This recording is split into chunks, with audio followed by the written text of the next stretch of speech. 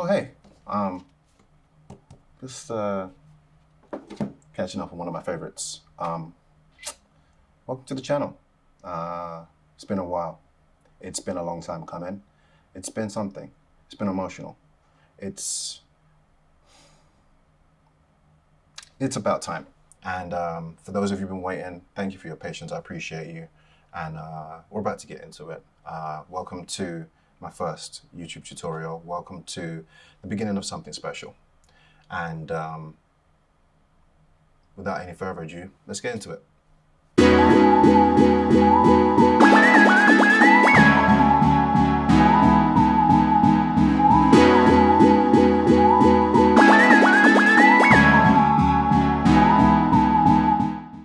So the purposes of today's tutorial is really to teach you the basics around luminosity masks, specifically within the range mask tool. It's something that you can use to add a little bit of sophistication to your images. I like to use it on pretty much every image that I shoot. There's such a wide array of ways that you can use this, but I'm going to show you the basic way to use this to create effectively a dodge and burn effect. So really increasing the blacks in the shadows and increasing the highlights in the light areas of the picture to give the image a bit more contrast.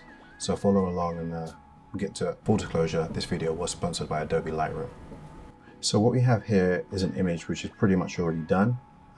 It's very close to where I need it to be, but I just want to add a little bit extra to it to give it a little bit of extra sophistication, a little extra pop, just so it stands out. This is one of the ways in which I would add a little extra to it to make it just stand out. So first and foremost, you're going to use a graduated filter tool. You can do that clicking M. I'm just going to click here, and then what I'm going to do is click at the bottom of the image and drag down. Now this can be kind of tricky. You may see it's kind of going off to, so what you do, if you hit shift, it automatically straightens it out. That's a little thing I like to use when using any graduated filter tool, and the shift key can straighten out a lot of the tools that you use, but here in particular it's quite useful so that you don't have it just kind of going askew. So once you've got that sorted, there's one other thing to remember with a graduated filter tool. So the way that it works, I'm just going to hit O on the keyboard and you'll see the whole entire image goes red. So currently we're affecting the whole image. What I'm going to do is quickly show you, for those of you who don't know, this top line here is where the effect is in full effect. So whatever application we make going forward is going to be in full effect at this line. At the midway line right here where the circle is, that's where it's at 50%, and the lowest part is where there's no effect at all. For the purposes of this tutorial, what I want you to do is make sure you have everything kind of really squashed up so you see everything is affected in this image. And there's a reason for that. So for me to show you just how this effect works, what I'm going to do is take the exposure and let's go plus 95 for now. That's a bit heavy-handed for what I typically use this for, but you'll see the basics of the effect, and it's something that we can adjust again later on. Then I'm going to go down to range mask, and when they click on luminance. So once you clicked on luminance, hit O to turn off the mask, and then we're going to click on show luminance mask. See, it's gone red, but it's a slightly different type of red. I don't know if you can see that very well on a computer screen, but it's a slightly different type of red. And this is where the magic starts to take effect. So what you're going to do is click on the left hand slider and drag it over to the right. And you'll see, as I slowly take it across, it's starting to affect less and less of the image. Now all the areas highlighted in red are currently where the effect is going to be applied. So let's take it up to 85, and 85 minus 100 gives us a range of 15, quick maths. And what you can see from this is everything that is pink right now is where it's going to be affected by the range mask. Now we can change the smoothness of this and just how the light transfers from one part of the image to the other by coming down on the smoothness. And you can see there's less spill here. You can really segregate the colors and separate them out by doing it this way. But what we're doing right now, we're going to keep it nice and smooth and come over to 50 and just leave it where it was. So what you can do to see the effect is toggle this on and off.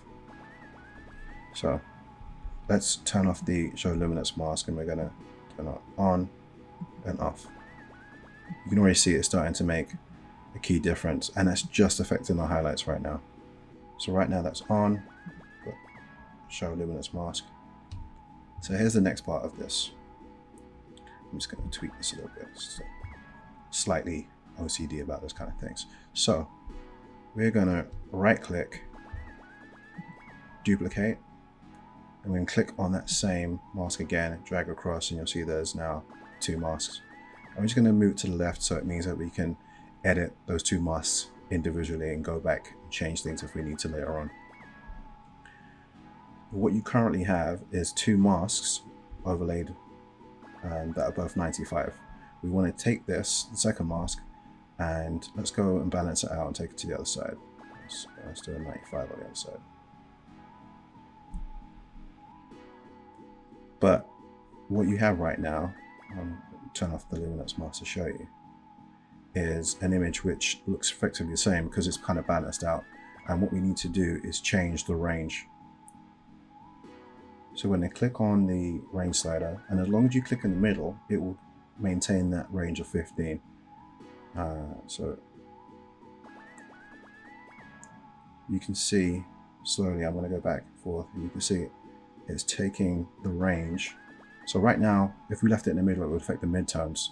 Come lower down, it's going to affect the darkest parts of the image. And I'll show you by changing that on the luminance mask, and by clicking show luminance mask and going from left to right, you can see the areas which is affecting. So it's a really powerful tool just to tweak the image in very specific ways, and use it as you see fit. This is one of the ways in which I'll change an image, and you can see how flexible it can be. Let's turn off show luminance mask. Let's have a look at the difference between what we had before and after. Before and after. One of the things which I think is really cool about this is that you're not just limited to exposure. You have the whole range of tools listed underneath the graduated filter tool. So contrast, highlights, anything. You're effectively only limited by your imagination. So, take your time to get to know it, and really dial in your settings and find your own recipe which works for you. For example, we could take clarity now and add some clarity just to the shadows, because that's the mask that we're working on right now, this one here. The other thing I like about this tool is that it doesn't just work with the graduated filter tool, it also works with the radial filter and the healing brush. So again, it's really just limited by your imagination. This is a tool which may take some getting used to, so take your time, play with it, and get your flavor dialed in. This is a fun, really flexible tool which has loads of applications. So now you've learned how to use the luminance masks to create a dodge and burn effect on pictures and add a little bit of extra pop, a little depth to your pictures. I love the fact that this tip doesn't just work with the graduated filter, but also the brush and the radial filter. Let me know in the comments if you have any questions, if you want to see more, if you want me to go into further detail with these, because there are other applications to it. If you'd like to see some of my other work, check me out on Instagram and Twitter. If you found this helpful, consider liking, sharing, and subscribing. So that's it. I'll see you in the next one, I guess. Yeah. I'm gonna get back to this guy. Still here. Stay home. Yeah, stay home. And wash your hands. It's a really flexible tool which works. It's a really flexible tool which works not just with the radial filter. It's a really flexible tool which works not just with the graduated filter, but also the radial brush and the brush. You can catch me on Instagram, catch me on Twitter, IM even, occasionally in the streets. These streets. Catch these hands too. This is a tool which may take some getting used to, so make sure you'll excuse the quarantine here. My barber and I had a falling out. No, that's not true. He's a nice guy. Please excuse the quarantine here. It's been a while since I've seen my barber, and yeah, moment of silence. I'm gonna do my best to put these out once a week, talking about anything from creativity, photography, videography, cool tips and tricks, fashion, politics. No, maybe not politics. Maybe not politics. You get the idea.